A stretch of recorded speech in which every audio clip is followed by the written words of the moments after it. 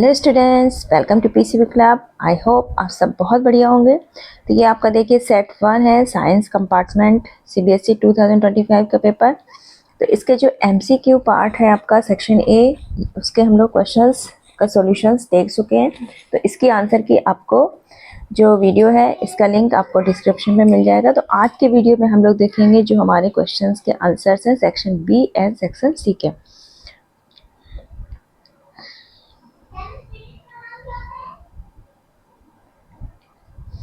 तो ये है आपका सेक्शन बी। तो सेक्शन बी में देखो आपका सबसे पहला आता है 21 क्वेश्चन। यहाँ पर आपको 2 क्वेश्चन दिए ए एंड बी। यहाँ पर हमें दिया क्या है, translate the following statements into balanced chemical equations. A दिया है आपको, aluminium react with copper chloride to form aluminium chloride and copper. तो इसकी हमें बैलेंस रिएक्शन देनी है। तो हमारी रिएक्शन क्या हो जाएगी, 2Al plus 3CuCl2 equal 2AlCl3 plus 3Cu। B वाला पार्ट है, zinc react with sodium hydroxide to give sodium zincate and hydrogen gas. तो ये रिएक्शन हमारी क्या हो जाएगी, zinc plus 2NaOH equal sodium zincate यानी कि Na2ZnO2 plus hydrogen gas. 22 question है आपका। 22 का ए का फर्स्ट पार्ट है, व्हाट इज एन एलवाई। तो एलवाई आपका क्या है, an alloy is a homogeneous mixture of 2 or more metals और a metal with 1 or more non metals. Example आपका brass and steel. Second part है, write the composition of solder and the property which makes it suitable for welding electric wire. तो देखो composition of solder, it is composed of tin 63% and lead 37%. The property that makes solder suitable for welding electrical wire is its low melting point. This allows solder to melt and flow easily at relatively low temperature, creating a strong bond between electrical wires and other components without damaging them during the soldering process. अब आपका option में है 22 के B वाला part. यहाँ पर आपसे पूछा गया है, during electrolysis refining of silver. इसका फर्स्ट पार्ट है, what are the electrodes cathode and anode made up of. यानी कि जब सिल्वर की इलेक्ट्रोलाइटिक रिफाइनिंग होती है तो उसमें जो इलेक्ट्रोड्स होते हैं कैथोड एंड एनोड किसके बने होते हैं। तो इसका आंसर हो जाएगा, during electrolytic refining of silver cathode is made up of pure silver and anode is made up of impure silver. तो आपका 22 का जो बी ऑप्शन है, इसका सेकंड क्वेश्चन है, what is anode mud and why is it called so. So इस answer will be, anode mud is a by product form during the electrolytic refining or electroplating of metals. It is a muddy substance that accumulates at the anode when impurities in the metal being refined don't dissolve in the electrolyte and settle at the bottom. Next है आपका question number 23, give reasons. आपका ए part है, इसमें during a breathing cycle the lungs always contain a residual volume of air. तो इसका answer क्या हो जाएगा, during a breathing cycle the lungs always contain a residual volume of air to prevent collapsing of lungs and to ensure that continuous breaths continue. अगर लंग्स में air पूरी तरह से फिनिश हो जाएगी तो लंग्स हमारे क्या हो जाएंगे, collapse. So it is compulsory कि वहाँ पर कुछ एयर प्रेजेंट रहे and that air is called residual volume of air. Next है आपका 23 का B part, as compare to oxygen carbon dioxide is mostly transported in dissolve form in our blood. तो इसका आंसर क्या हो जाएगा, as compare to oxygen carbon dioxide is mostly transported in dissolve form in our blood because CO2 is more soluble in plasma of blood than oxygen. Next है आपका question number 24, Explain how tendrils help a pea plant climb up other plants or fences. तो tendrils जो pea plants के होते हैं that show thigmotropis इनके sensitive to touch. It helps plant to climb to a support such as other plants or any pole or fences when it's grow. Next है इसका 24 का optional question आपका है list two major limitation of the use of electrical impulses as a means of communication between the cells in most multicellular animal. तो यहाँ पर answer इसका क्या हो जाएगा? The two major limitations of using electrical impulses for cell communication in multicellular animals are: first, they can only travel along connected nerve pathway and do not reach every cell in the body. Second reason, after transmitting an impulse, a cell needs to reset before it can send another, which limit the speed of communication. Next है आपका question number 25. An object is placed 25 cm in front of concave mirror of focal length 15 cm. Use mirror formula and new Cartesian sign convention to determine the position of the image. तो यहाँ पर देखो हमारा mirror कौन सा है? Concave mirror. तो इसकी फोकल लेंथ हमारी माइनस में हो जाएगी -15 सेंटीमीटर. ऑब्जेक्ट आपका प्लेस्ड है लेफ्ट साइड यानी कि माइनस में इसकी डिस्टेंस लेंगे -25 सेंटीमीटर. अब हमें निकालना है डिस्टेंस ऑफ इमेज फॉर्मेशन. ठीक, तो यहाँ पे मिरर फॉर्मूला हमारा यूज हो जाएगा 1/f = 1/b + 1/u. Focal length आपकी -15 है, u आपका -25, तो v आपका आ जाता है -75/2 यानी कि -37/5. अब यहाँ पे माइनस की वैल्यू क्या शो कर रही है कि जो आपका इमेज है वो कॉन्केव मिरर के लेफ्ट साइड है यानी कि माइनस की वैल्यू शो कर रहा है. एंड ये आपका सेंटर ऑफ कर्वेचर के बियॉन्ड होगा क्योंकि सेंटर ऑफ कर्वेचर हमारा कितना होगा 30 सेंटीमीटर. तो यानी कि ये 2f के बियॉन्ड बनेगा. नेक्स्ट है आपका question number 26. Draw a ray diagram to show the path of a ray of light which falls obliquely on one of the faces of an equilateral triangle prism made of glass and marks on it the angle of incidence and the angle of deviation angle D. तो आपको देखो एक PQR एक prism बनाना है. अब A B हमारी क्या हो जाएगी? Incident ray. यहाँ पे नॉर्मल हमारा एन डैश है तो N normal and incident ray के बीच एंगल हमारा आई हो जाएगा, एंगल ऑफ इंसिडेंस. अब हमारी जो रे है वो एयर से प्रिज्म में पास हो रही यानी कि रेयर मीडियम से डेंसर मीडियम में. तो यहाँ पर ये नॉर्मल की तरह बेंड हो जाएगी तो आपकी बी सी हो जाएगी. After that the ray goes from prism to air यानी कि हमारी रे अब डेंसर मीडियम से कहाँ जा रही है? रेयर मीडियम में. तो नॉर्मल हमारा एम डैश है तो ये नॉर्मल से क्या हो जाएगी? दूर हट जाएगी यानी कि सी डी हमारी क्या हो जाएगी? Reflected ray. अब यहाँ पर हमें बताना है एंगल ऑफ डेविएशन. ठीक, तो रिफ्रैक्टेड रे और जो हमारी एंगल ऑफ इंसिडेंस है इन दोनों को क्या करेंगे? हम ए बी रे को आगे प्रोड्यूस करेंगे और जो हमारी रिफ्रैक्टेड रे है सी डी इसको हम बैक साइड. जहाँ पर हमारी दोनों रे मीट करेंगी तो उन दोनों के बीच जो एंगल होगा that is angle of deviation. तो इस तरह से हम डायग्राम से इसको शो कर देंगे. नेक्स्ट है आपका section part C. Question number 27A. Write the name and chemical formula of sodium compound which is sometimes added for faster cooking. How is it produced from sodium chloride as one of the raw material? Give chemical equation for the reaction involved. तो देखो यहाँ पे हमारी reaction क्या हो जाएगी formation की? Sodium chloride plus water plus CO2 plus ammonia. आपका क्या फॉर्म हो जाएगा? Sodium bicarbonate and ammonium chloride. Next है इसका पार्ट बी में जो हमारा राइट द नेम, तो नेम हमारा क्या हो जाएगा? Sodium bicarbonate. फॉर्मूला हमारे NaSCO3 and it is a baking soda. ठीक, इसके बाद सेकेंड है इसका बी पार्ट.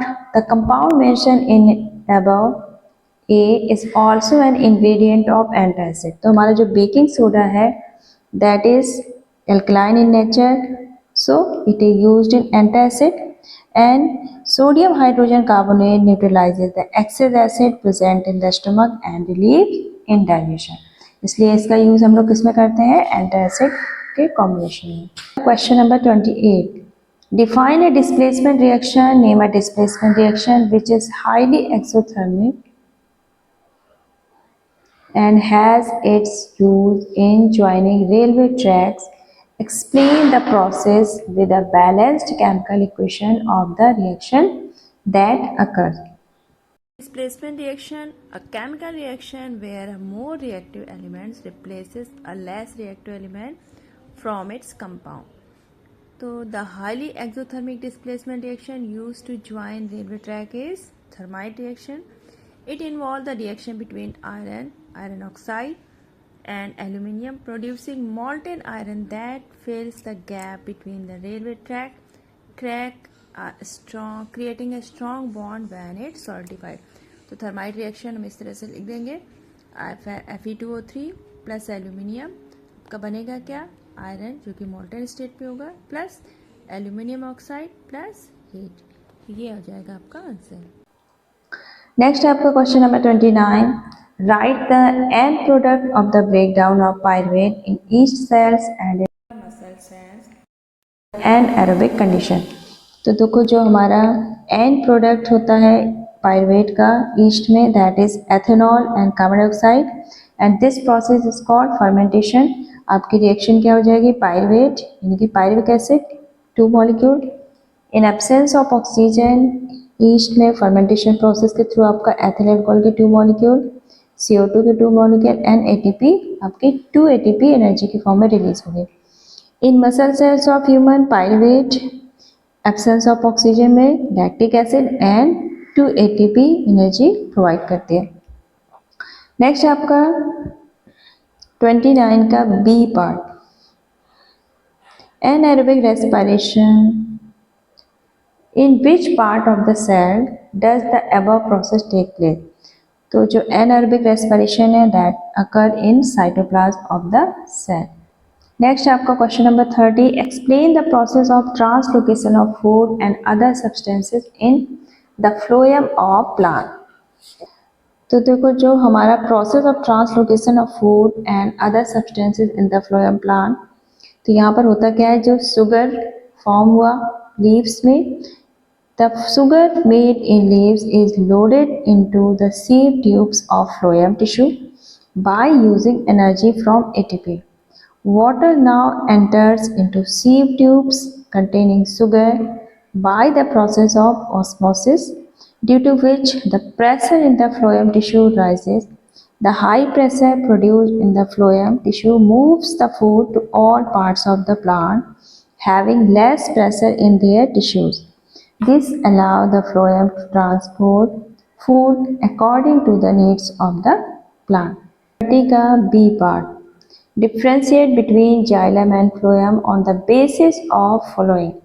फर्स्ट आपको बताना direction of transport and direction of transport of the substances.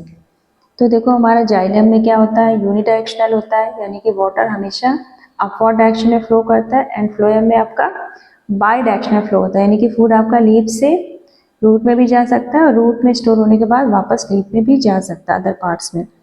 तो यहाँ पर हम लोग कैसे इसका आंसर लिखेंगे, differences between xylem and phloem on the basis of direction of transport of substances in xylem is unidirectional.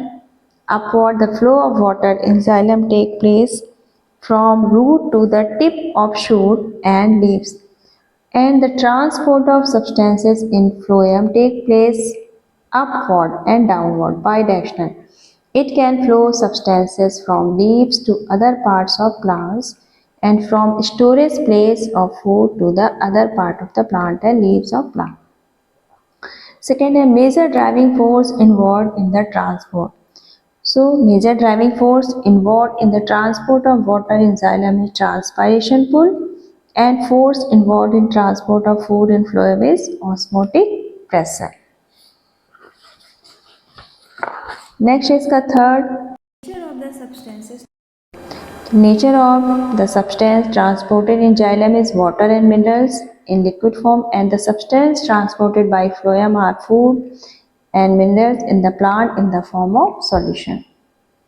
Next है आपका question number 31, show the arrangement of 3 resistors 2 ohm, 3 ohm, 8 ohm, which are connected in such a way that the total or equivalent resistance of the combination is 1 ohm and 4 ohm.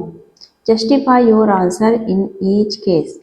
तो देखो, अगर हमें equivalent resistance 1 ओम find out करना, अब 1 ओम हमारा क्या है, जो स्मॉलेस्ट रेजिस्टेंस है उससे भी कम है, और ये कॉम्बिनेशन हमारा पैरेलल कॉम्बिनेशन होगा, क्योंकि पैरेलल कॉम्बिनेशन में जब हमारा इक्विवेलेंट रेजिस्टेंस है वो स्मॉलेस्ट रेजिस्टेंस से भी कम होता है, यानी कि आपके तीनों रेजिस्टेंस 2 ओम, 3 ओम, 6 ओम तीनों हमारे किस में अरेंज होंगे, पैरेलल कॉम्बिनेशन में। तो हमारा टोटल रेजिस्टेंस कितना आ जाएगा, 1।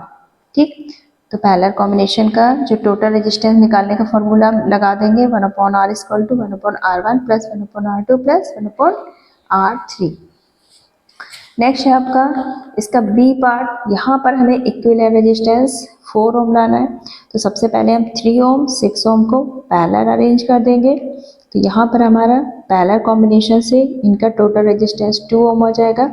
फिर इस 3 ओम, 6 ओम के पैरेलल कॉम्बिनेशन को हम 2 ओम के साथ सीरीज में अरेंज कर देंगे, तो हमारा टोटल रेजिस्टेंस 4 ओम मिल जाएगा। So 3 ohm and 6 ohm will be parallel combination, and this combination will be in series combination with 2 ohm. Next आपका 32 क्वेश्चन पार्ट, इसका A है, इसमें हमें बताना है फ्लेमिंग्स लेफ्ट हैंड रूल।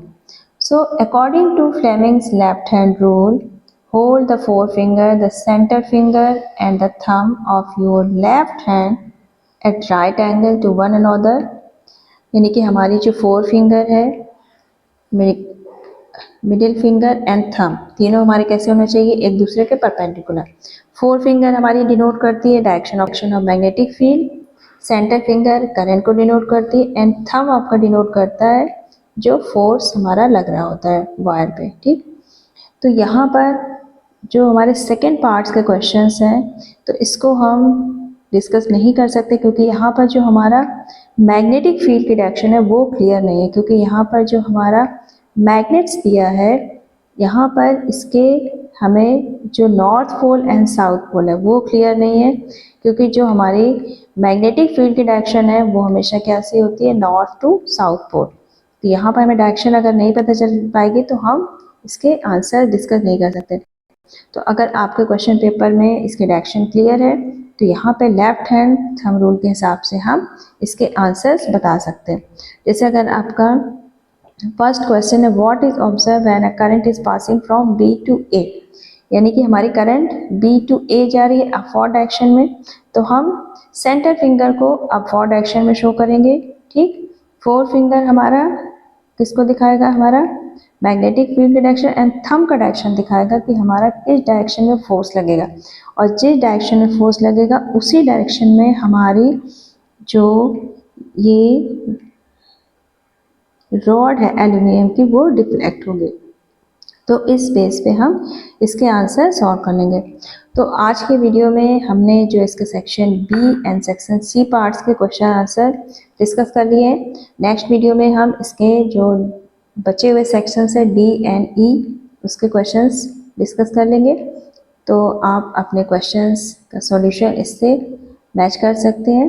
चलिए फिर मिलते हैं नेक्स्ट वीडियो में। आई होप ये वीडियो आपके लिए फ्रूटफुल रहा होगा। तो अगर आप चैनल पर नए हैं, चैनल को सब्सक्राइब कर लीजिए और बेल आइकन प्रेस कर लीजिए। Thank you.